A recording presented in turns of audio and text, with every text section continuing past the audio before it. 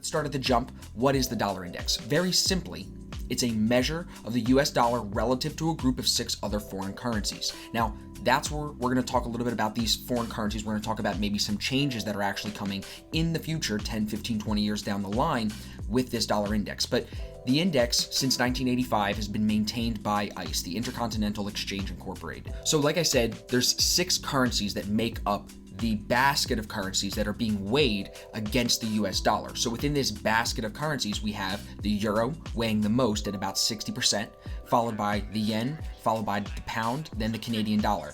At the end, we have the Swedish krona and the Swiss franc. And that's where some revisions may be needed, because there are countries who we partner with, who the US is trade partners with, China, Brazil, Mexico, South Korea, that are actually bigger partners as far as like on the global trade scale, the global economic scale, than the Swedish krona or the Swiss franc, but still we aren't weighing China, Brazil, Mexico, or South Korea in this basket. So that's why there's a lot of talk on the internet, and I wanted to make sure that I brought it to your attention that in the future they may be trying to change the 6, maybe even adding to the 6 currencies that are weighed against the dollar in this index.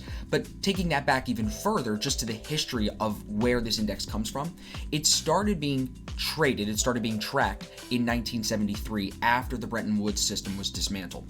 Then, like I said, ICE took over the exchange, took over trading, took over its entire exchange basically in 1985 as the dollar index futures started to begin their trading.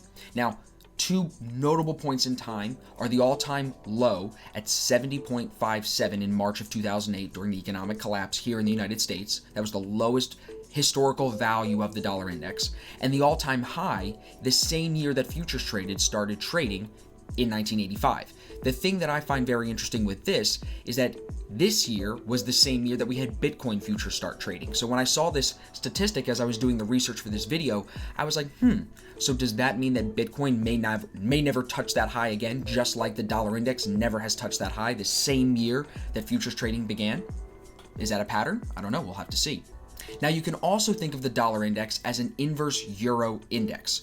That means that because the euro makes up 60% of the weight, like I showed you earlier, of those other 6 currencies, Euro USD is going to be inversely correlated to the dollar index, which means that when DXY rises, Euro USD is going to fall. Just like when DXY falls, Euro USD is going to rise.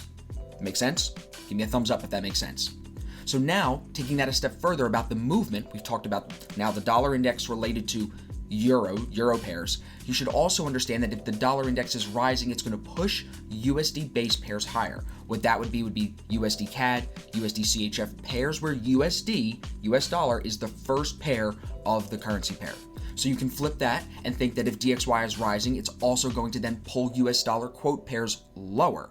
So it'll push USD base pairs higher and USD quote pairs lower. So Euro USD, GBP USD, XAU USD, any of those USD pairs on the back end, as I like to refer to it, that's going to get pushed lower as DXY is rising because the USD is on the back end.